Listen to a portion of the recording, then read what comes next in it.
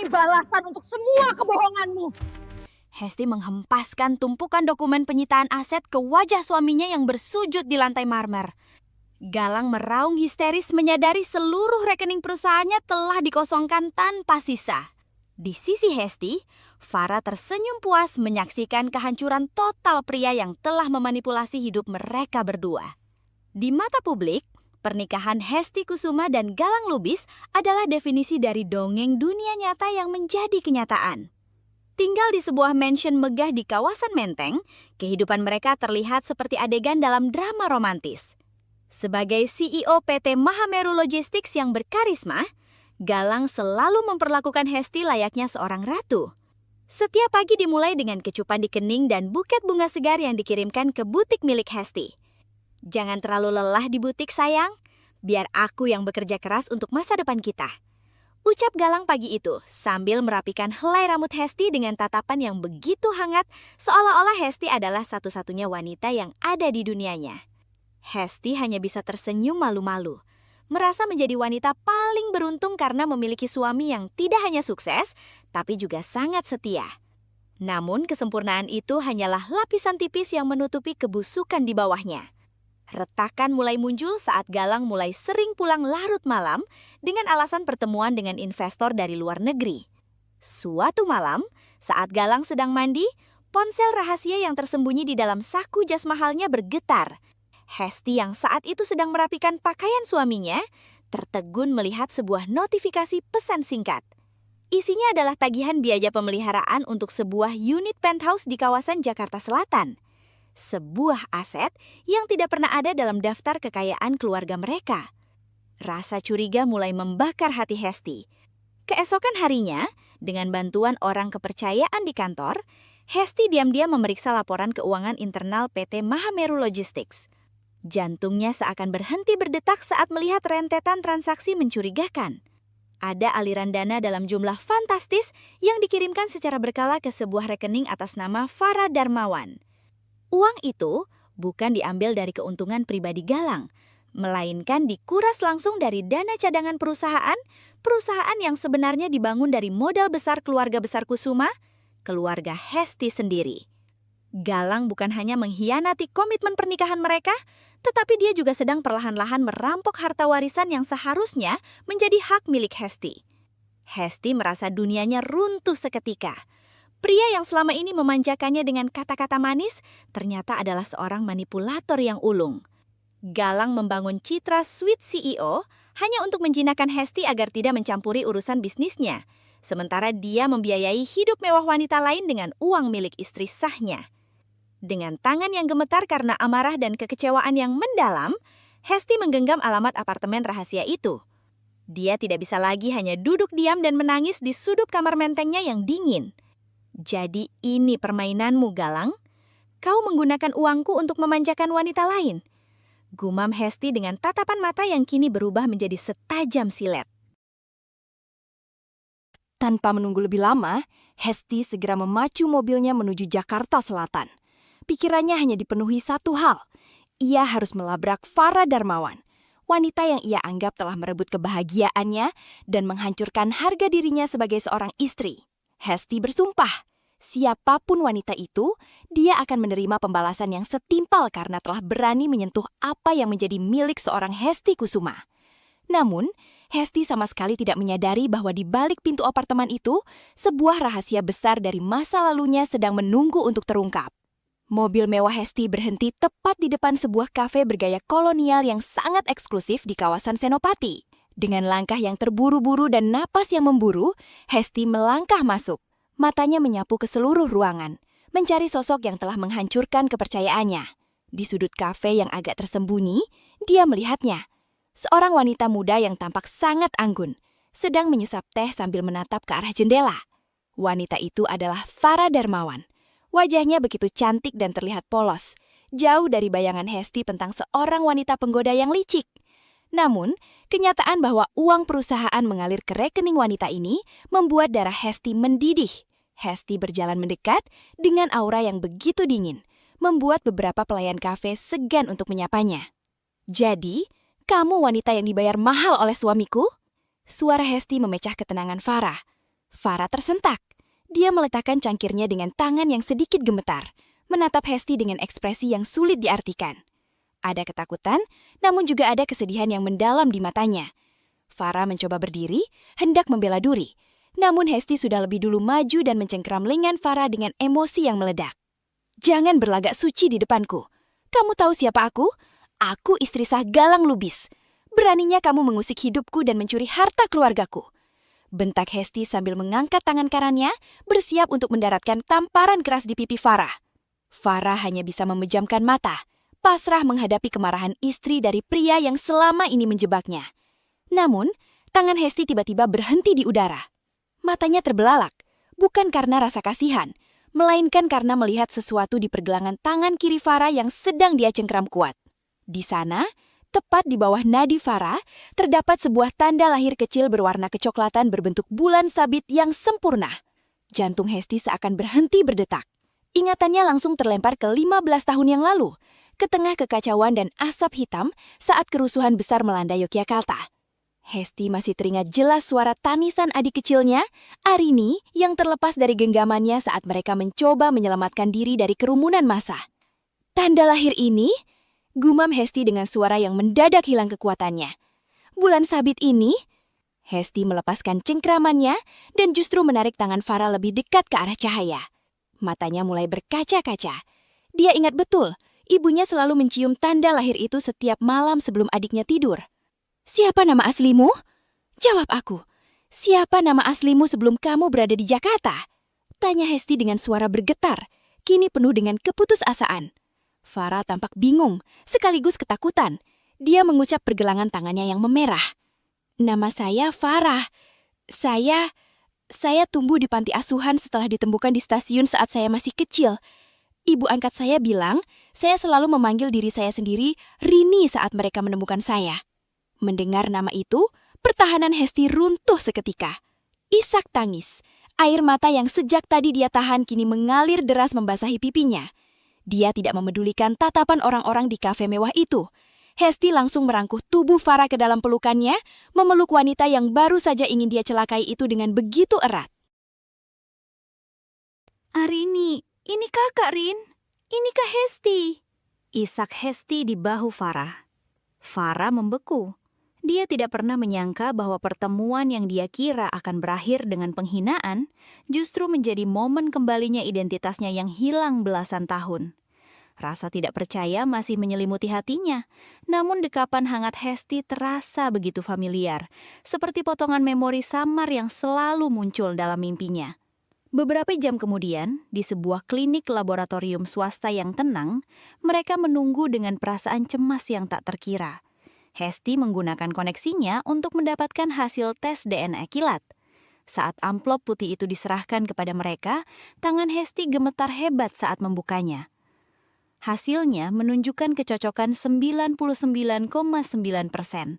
Farah Darmawan secara biologis adalah Arini Kusuma, adik kandung Hesti yang selama ini dia cari ke setiap sudut negeri, namun tak pernah ditemukan. Ironi kehidupan seolah sedang menertawakan mereka. Dua bersaudara yang terpisah oleh tragedi masa lalu, kini dipertemukan kembali dalam sebuah skandal manipulasi pria yang sama. Hesti menggenggam tangan adiknya dengan sangat erat.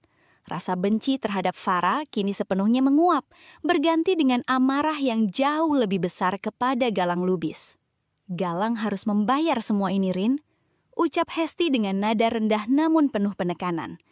Dia pikir dia bisa bermain-main dengan keluarga Kusuma. Dia tidak tahu bahwa sekarang dia sedang berhadapan dengan dua wanita yang sudah tidak punya alasan lagi untuk memaafkannya. Farah menatap kakaknya dengan tatapan yang kini berubah menjadi tegas. Dia sadar bahwa dia bukan lagi pion Galang yang lemah. Di hadapannya berdiri sang kakak yang selama ini dia rindukan. Dan bersama-sama, mereka akan memastikan bahwa kejayaan Galang Lubis hanyalah sebuah cerita singkat yang akan segera berakhir dengan kehancuran yang menyakitkan. Rencana besar itu dimulai di sebuah kantor pengacara yang letaknya tersembunyi di balik gedung-gedung pencakar langit Jakarta.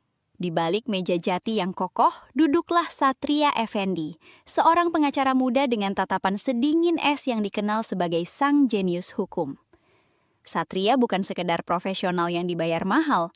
Di balik jas rapi dan reputasi cemerlangnya, ia menyimpan dendam membara terhadap Galang Lubis. Kasus pembebasan lahan ilegal di Jawa Barat yang didalangi Galang beberapa tahun lalu telah menghancurkan martabat keluarga Satria. Dan kini, kesempatan untuk membalas dendam tersaji tepat di depan matanya. Hesti Kusuma dan Farah Darmawan duduk berdampingan di hadapan Satria. Tidak ada lagi permusuhan di antara mereka. Yang ada hanyalah tatapan penuh tekad untuk meruntuhkan tahta sang penguasa PT Mahameru Logistics. Galang Lubis adalah pria yang sangat teliti, tapi kesombongan adalah celah terbesarnya. Dia merasa paling pintar karena berhasil membodohi dua wanita sekaligus. Ucap Satria dengan suara bariton yang tenang namun tajam. Ia menggeser beberapa map berisi draft pendirian perusahaan cangkang di luar negeri. Kita akan menyerangnya dari dua sisi. Farah akan menguras likuiditasnya melalui nafsu dan egonya, sementara Ibu Hesti akan memutus urat nadi kekuasaannya di perusahaan. Permainan dimulai dengan sangat halus. Farah yang kini kembali dalam pelukan Galang sebagai Arini yang penurut, mulai menjalankan perannya dengan sempurna. Di sebuah butik perhiasan eksklusif di Plaza Indonesia, Farah bergelayut manja di lengan Galang, menatap sebuah kalung berlian langka dengan mata yang berbinar palsu. Mas Galang, aku merasa tidak aman jika hanya tinggal di apartemen sewa. Bagaimana kalau Mas memberiku jaminan masa depan? Sebuah gedung perkantoran kecil atau saham di perusahaan properti atas namaku. Agar jika terjadi sesuatu pada kita, aku tetap bisa hidup layak. Rajuk Farah dengan nada yang begitu manis, persis seperti skenario wanita simpanan yang haus harta yang selama ini Galang bayangkan. Galang yang merasa sangat berkuasa karena menganggap telah berhasil menjinakkan Farah dengan uang, tertawa kecil sambil mengusap kepala wanita itu. Tanpa rasa curiga sedikit pun, Galang menyetujui permintaan itu. Ia merasa dengan memberikan aset atas nama Farah, ia justru sedang menyembunyikan kekayaannya dari jangkauan Hesti jika suatu saat terjadi perceraian. Padahal, Galang tidak tahu bahwa Satria Effendi telah menyiapkan semua dokumen itu melalui perusahaan cangkang yang secara hukum dikendalikan penuh oleh Hesti dan Farah. Sementara itu, di mansion megah menteng, Hesti memainkan perannya sebagai istri yang sweet dan suportif. Saat makan malam romantis yang disinari cahaya lilin, Hesti memberikan pijatan lembut di bahu Galang yang tampak kelelahan. Mas, aku lihat belakangan ini kamu sangat sibuk dengan proyek ekspansi di luar kota. Bagaimana kalau aku bantu menangani beberapa urusan administratif di kantor? Hanya hal-hal kecil seperti tanda tangan kontrak operasional rutin, agar kamu bisa lebih fokus pada keputusan strategis. Tawar Hesti dengan senyum yang sangat tulus, seolah-olah ia hanya ingin meringankan beban sang suami. Galang menyesap wainnya, menatap Hesti dengan pandangan meremehkan yang tersembunyi di balik senyumannya. Bagi Galang, Hesti tetaplah wanita bangsawan yang manja dan tidak paham rumitnya dunia bisnis. Tentu saja sayang, kalau itu bisa membuatmu senang, aku akan minta sekretaris menyiapkan surat kuasa tanda tangan terbatas untukmu besok, jawab Galang dengan nada meremehkan. Keputusan itu adalah kesalahan fatal pertama Galang. Dengan surat kuasa di tangan, Hesti mulai bergerak di bawah radar. Dibantu oleh Satria yang menyusupkan orang-orang kepercayaannya ke dalam Departemen Keuangan PT Mahameru Logistik, Hesti perlahan memindahkan hak kuasa atas rekening-rekening utama perusahaan. Dokumen-dokumen yang ditandatangani Galang tanpa dibaca teliti sebenarnya adalah pengalihan aset-aset strategis sebagai jaminan utang kepada pihak ketiga, yang tak lain adalah perusahaan milik Satria dan Hesti sendiri. Setiap malam, Galang pulang ke rumah dengan perasaan menang, merasa telah berhasil mengendalikan dua wanita di hidupnya. Ia tidak menyadari bahwa setiap rupiah yang ia keluarkan untuk memanjakan Farah dan setiap tanda tangan yang ia berikan pada Hesti adalah satu paku tambahan untuk peti mati karier dan kekayaannya. Di balik kemewahan hidup mereka, di sebuah ruang kerja rahasia, Hesti, Farah, dan Satria sering bertemu untuk memantau grafik kehancuran Galang. Melihat angka-angka kekayaan Galang yang perlahan berpindah tangan, Farah menggenggam tangan kakaknya dengan erat. Dia pikir kita adalah boneka yang bisa dia gerakkan sesuka hati, Kak. Bisik Farah sambil menatap layar monitor yang menampilkan aliran dana masuk ke rekening rahasia mereka.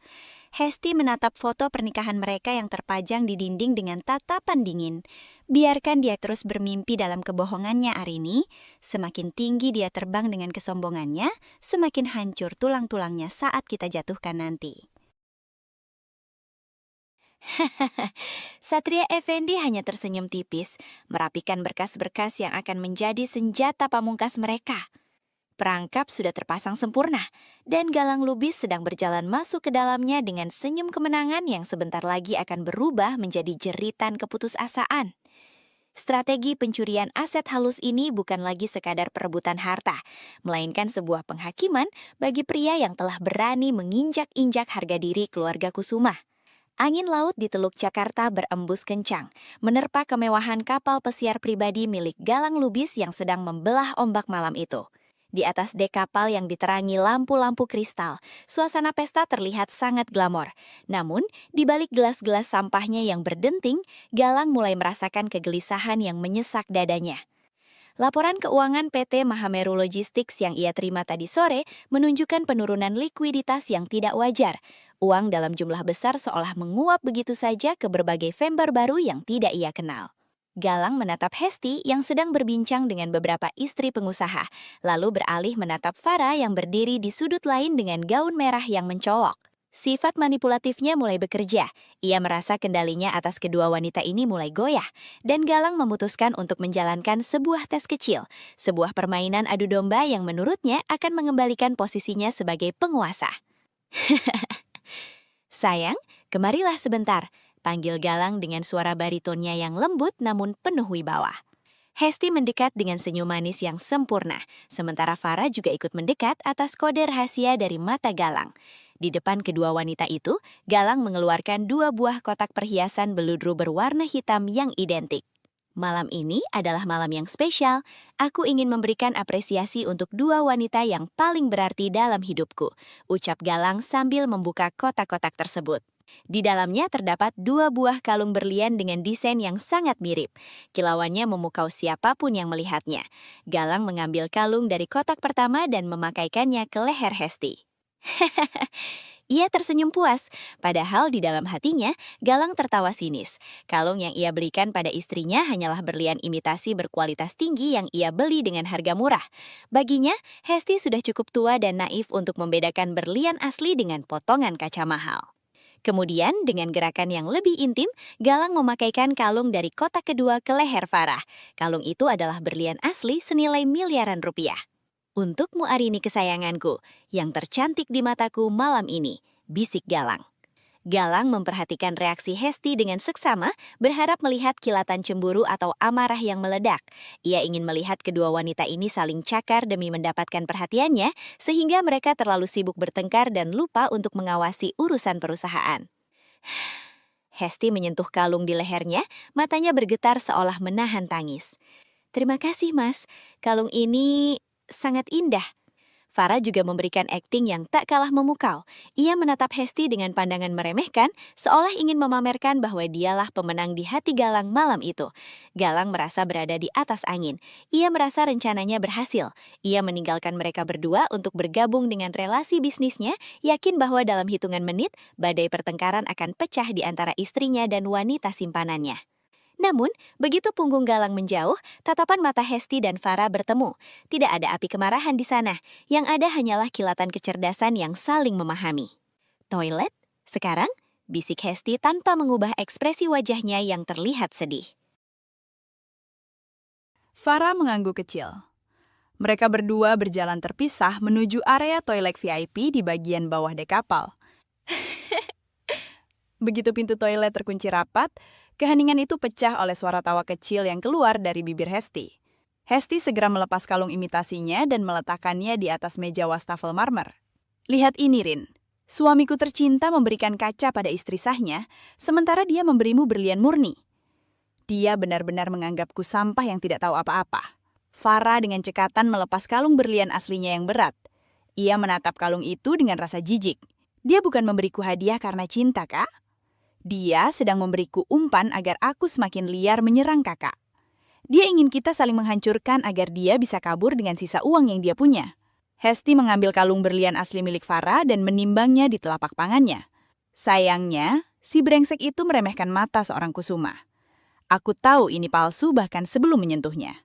Tanpa ragu, Hesti menyerahkan kalung palsunya kepada Farah dan ia sendiri memakai kalung berlian asli yang seharusnya menjadi milik Farah. Mereka bertukar perhiasan itu dengan sangat cepat seolah sudah melatihnya berkali-kali.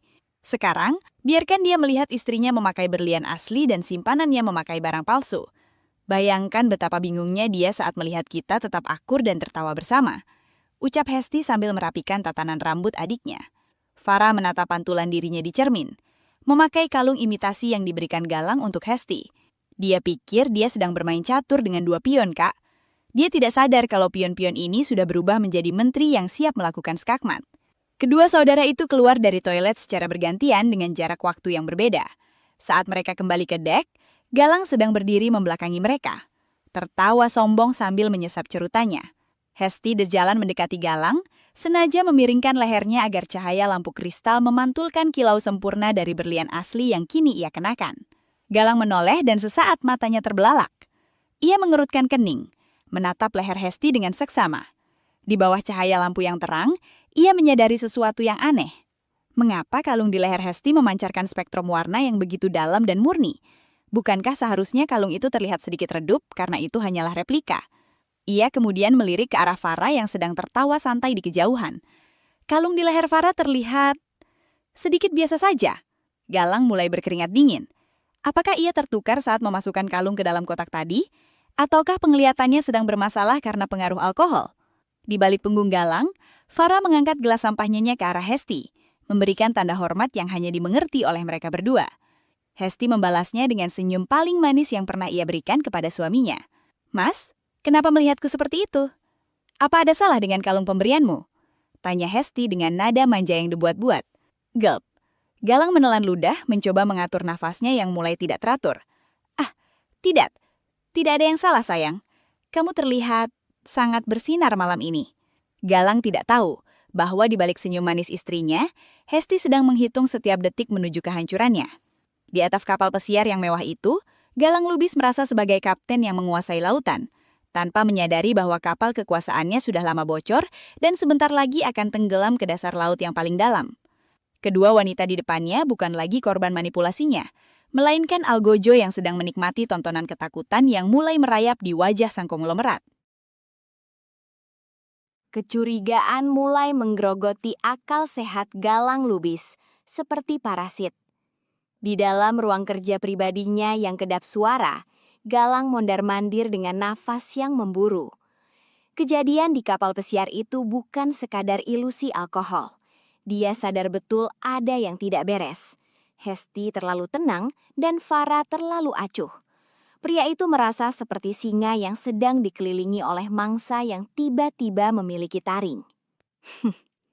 Galang mendengus kasar, menuangkan whisky ke dalam gelas kristalnya hingga penuh. Baginya, kesetiaan adalah sampah dan cinta adalah alat tukar. Jika dua wanita itu sudah mulai sulit dikendalikan, maka hanya ada satu jalan keluar. Singkirkan mereka berdua, ambil sisa hartanya dan mulai hidup baru di tempat yang tidak terjangkau oleh hukum Indonesia. Malam itu juga, Galang memanggil seseorang yang ia anggap sebagai pengacara bayangan yang bisa dibereskan dengan uang. Tanpa ia sadari, orang yang ia hubungi sebenarnya adalah informan yang sudah bekerja di bawah telunjuk Satria Effendi. Di sebuah bar remang-remang di kawasan SCBD, Galang duduk dengan rahang mengeras. Di depannya duduk seorang pria dengan tas kerja yang tampak misterius. Galang tidak tahu bahwa di balik kancing kemeja pria itu, sebuah mikrofon kecil sedang merekam setiap kata-kata busuk yang keluar dari mulutnya. "Aku tidak peduli bagaimana caranya," desis Galang dengan suara rendah yang penuh racun. "Siapkan dokumen perceraian untuk Hesti. Pastikan dia tidak mendapatkan sepeser pun dari harta Gonogini. Gunakan celah perjanjian pranikah yang sudah aku manipulasi tahun lalu. Buat seolah-olah dia yang melakukan perselingkuhan agar hak asuh dan harta jatuh sepenuhnya ke tanganku." Pria itu mengangguk pelan memancing Galang untuk berbicara lebih banyak. "Lalu bagaimana dengan Farah Darmawan, Pak Galang? Bukankah dia memegang banyak aset di perusahaan cangkang Anda?" Galang tertawa sinis, sebuah tawa yang akan membuat siapapun merinding. Farah, dia hanyalah pion bodoh yang terlalu haus akan kemewahan. Aku sudah menyiapkan semua bukti penggelapan pajak atas namanya. Biarkan dia yang membusuk di penjara saat otoritas keuangan mulai mengaudit PT Mahameru. Semua transaksi ilegal itu menggunakan tanda tangannya. Dia akan menjadi kambing hitam yang perfect, sementara aku terbang ke Singapura. Pria itu mencatat sesuatu, lalu bertanya lagi, "Anda akan pergi sendirian ke Singapura?" Galang tersenyum tipis, mengeluarkan sebuah foto dari ponselnya. Foto seorang model muda yang jauh lebih segar dari Hesti maupun Farah. Aku sudah punya penggantinya. Sandra sudah menunggu di sana. Begitu uang hasil likuidasi aset cair, aku akan meninggalkan drama busuk ini selamanya. Galang tidak menyadari bahwa di sebuah gedung perkantoran hanya beberapa blok dari tempatnya berada, Satria Effendi sedang duduk tenang dengan headphone menempel di telinganya.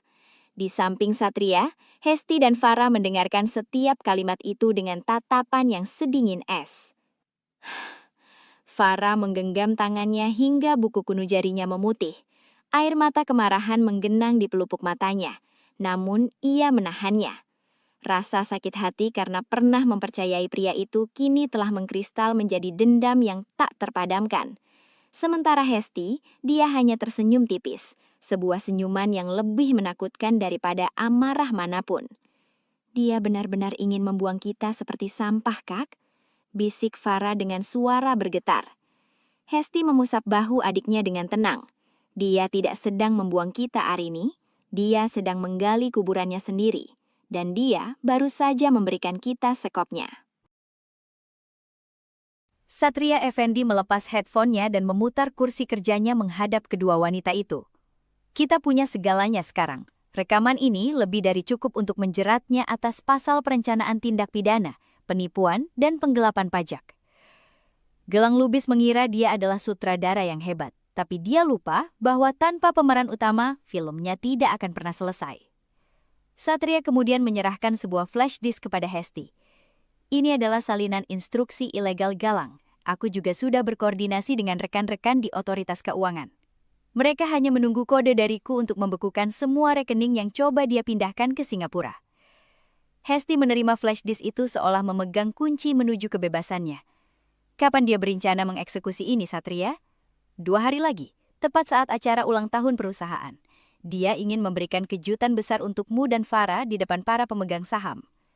Jawab Satria dengan nada bicara yang sangat profesional namun tajam. Hesti berdiri, merapikan blazer mahalnya dengan anggun. "Kalau begitu, kita harus memastikan kejutan itu menjadi sangat meriah. Dia ingin kita hancur? Mari kita tunjukkan padanya bagaimana rasanya kehilangan segalanya dalam satu kedipan mata." Farah ikut berdiri, menghapus sisa air matanya dan menggantinya dengan tatapan yang penuh keberanian. "Aku akan tetap bersikap manja di depannya besok, Kak. Aku akan memastikan dia merasa sangat aman sampai saat-saat terakhirnya." Ketiganya saling bertukar pandang dalam keheningan yang mencekam. Galang Lubis masih merasa di atas angin, masih merasa bahwa dunia berputar di bawah kakinya. Pria konglomerat itu tidak tahu bahwa saat ini Hesti dan Farah bukan lagi korban yang bisa ia manipulasi. Mereka adalah badai yang sedang menunggu waktu yang tepat untuk meratakan istana pasir yang ia bangun dengan kebohongan. Rencana pengkhianatan ganda Galang justru menjadi pemicu akhir yang mempercepat kehancurannya. Di bawah lampu kota Jakarta yang bergelemar, keadilan mulai merajut jaring-jaringnya, siap menangkap sang predator yang terlalu sombong dengan kecerdikannya sendiri. Permainan sudah berakhir, namun Galang adalah satu-satunya orang yang belum menyadari bahwa dia sudah kalah sejak awal. Malam yang dinanti-nantikan itu akhirnya tiba. Grand Ballroom, sebuah hotel bintang 5 di kawasan Jakarta Pusat, disulap menjadi lautan kemewahan dengan dekorasi emas dan kristal yang berkilauan. Ratusan tamu undangan dari kalangan elit, mulai dari pejabat hingga pengusaha papan atas, hadir untuk merayakan ulang tahun ke-10 PT Mahameru Logistics. Namun bagi Galang Lubis, malam ini bukan sekedar perayaan bisnis, melainkan panggung untuk menancapkan kuku kekuasaannya secara absolut. Galang berdiri di depan cermin besar di ruang VVIP, merapikan setelan jas tuxedo rancangan desainer ternama. Senyum kemenangan menghiasi wajahnya yang tampan namun menyimpan jiwa yang busuk. Di sampingnya, Hesti Kusuma tampak begitu anggun dengan kebaya modern berwarna putih mutiara, sementara Farah Darmawan berdiri tak jauh dari mereka, mengenakan gaun malam yang memukau. Galang merasa berada di puncak dunia. Ia merasa berhasil menjinakkan dua wanita paling berharga dalam hidupnya untuk melayani ambisinya. Dengan langkah tegap dan penuh percaya diri, Galang melangkah menuju panggung utama, diiringi tepuk tangan riuh dari para undangan. Ia berdiri di balik podium, menatap kerumunan dengan pandangan seorang penguasa yang baru saja memenangkan peperangan. Selamat malam hadirin yang terhormat. 10 tahun Mahameru Logistics berdiri adalah bukti bahwa kepemimpinan yang tegas akan membuahkan hasil yang gemilang. Dan malam ini, saya ingin mengumumkan sebuah langkah strategis yang akan mengubah peta bisnis logistik di negeri ini. Saya, Galang Lubis, secara resmi mengumumkan pengambil alihan penuh saham keluarga Kusuma yang menjadikan saya pemegang kekuasaan tunggal atas seluruh aset Mahameru Group. Galang menoleh ke arah Hesti dengan tatapan meremehkan yang disamarkan oleh senyuman palsu. Ia memberi isyarat agar operator menyalakan layar LED raksasa di belakangnya untuk menampilkan dokumen pengalihan saham yang telah ia siapkan. Namun, detik berikutnya, suasana ballroom yang megah itu mendadak sunyi senyap. Senyum di wajah Galang membeku. Layar raksasa itu tidak menampilkan dokumen bisnis. Sebaliknya, sebuah video dengan kualitas suara yang sangat jernih mulai terputar. Itu adalah rekaman percakapan Galang di bar remang-remang beberapa malam lalu. Suara Galang terdengar jelas, sangat jelas, saat ia menyebut Hesti sebagai istri naif yang mudah dibohoni dan Farah sebagai pion bodoh yang akan ia jadikan kambing hitam penggelapan pajak.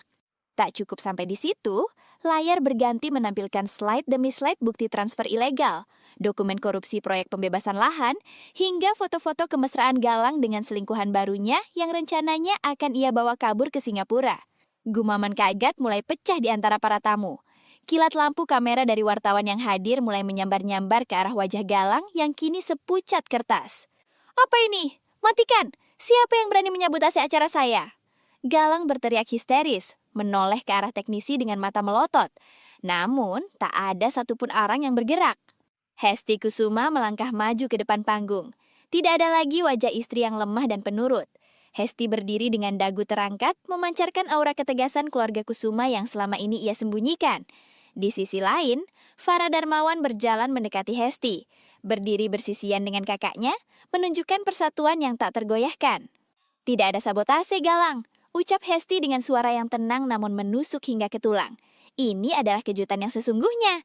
Kamu ingin mengumumkan kemenanganmu? Silahkan, tapi bacalah dokumen yang sebenarnya." Tepat saat itu, Satria Effendi muncul dari balik tirai panggung bersama beberapa pria berseragam dinas dari kepolisian dan otoritas keuangan. Satria melangkah dengan langkah mantap, menyerahkan selembar dokumen resmi kepada Galang yang tubuhnya sudah mulai bergemar hebat. "Galang Lubis," ujar Satria dengan nada dingin. "Berdasarkan bukti-bukti pengkhianatan dan manipulasi yang Anda lakukan, serta penggunaan hak kuasa tanda tangan yang diberikan kepada Ibu Hesti, seluruh aset PT Mahameru Logistik telah resmi dialihkan. Per detik ini, Anda tidak memiliki selembar saham pun. Semua aset pribadi Anda, termasuk rekening yang Anda siapkan untuk kabur, telah disita dan dipindahkan ke Yayasan Kusuma Darmawan yang dikelola oleh Ibu Hesti dan Ibu Farah." Galang merobek dokumen itu dengan kalap. "Tidak mungkin, ini penipuan. Hesti, kamu tidak bisa melakukan ini padaku. Aku suamimu." "Suami?" Hesti menatap Galang dengan pandangan jijik yang sangat dalam. "Suami? Kamu hanyalah seorang parasit yang mencoba mencuri apa yang bukan milikmu. Kamu memperlakukan kami seperti boneka, Galang. Dan sekarang, boneka-boneka inilah yang memutuskan tali-tali manipulasimu." Farah maju selangkah, menatap pria yang pernah menjanjikannya dunia dengan penuh benci. "Kamu pikir aku tidak tahu kalau kamu hanya memanfaatkanku untuk menguasai harta kakak Hesti? Kamu salah besar, Galang. Darah Kusuma mengalir di nadiku. Dan kami tidak akan pernah membiarkan orang sepertimu menghancurkan keluarga kami lagi." Suasana ballroom semakin kacau saat petugas kepolisian melangkah naik ke panggung. "Galang Lubis, Anda ditahan atas dugaan penipuan, penggelapan pajak, dan perencanaan tindak pidana korupsi. Anda punya hak untuk diam." Galang mencoba melawan, berteriak-teriak menyebut nama-nama relasi bisnisnya untuk meminta bantuan. Namun semua orang memalingkan muka. Para pengusaha yang tadinya menjilatnya, kini menatapnya seolah ia adalah sampah yang harus segera dibuang. Borgol besi itu melingkar di pergelangan tangan Galang yang masih gemetar. Saat polisi menggiring Galang keluar dari ballroom melewati karpet merah yang tadinya ia siapkan untuk kemenangannya, Hesti dan Farah tetap berdiri tegak di atas panggung. Mereka tidak menangis, tidak ada air mata untuk pria yang telah menghancurkan hidup mereka. Yang ada hanyalah rasa lega yang luar biasa.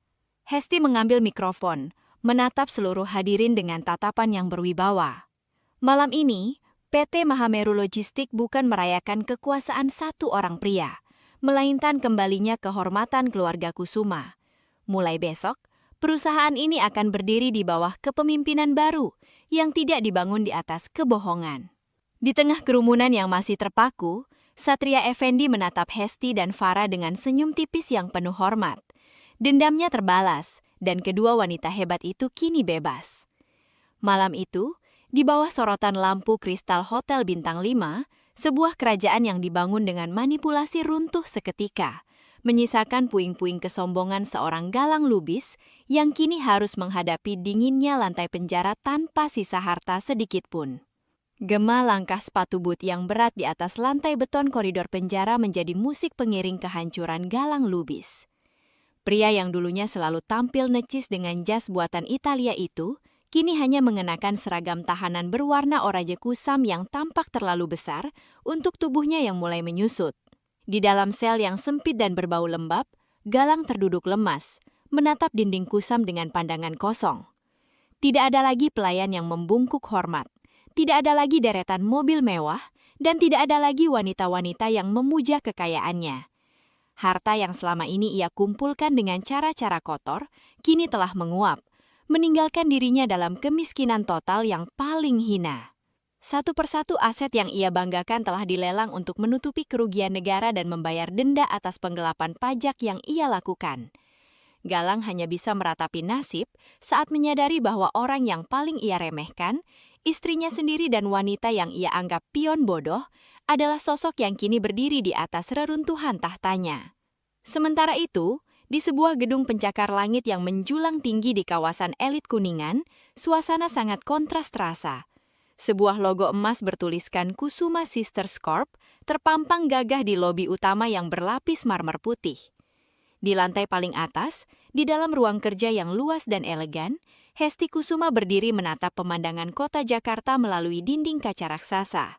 Tidak ada lagi gurat kesedihan di wajahnya.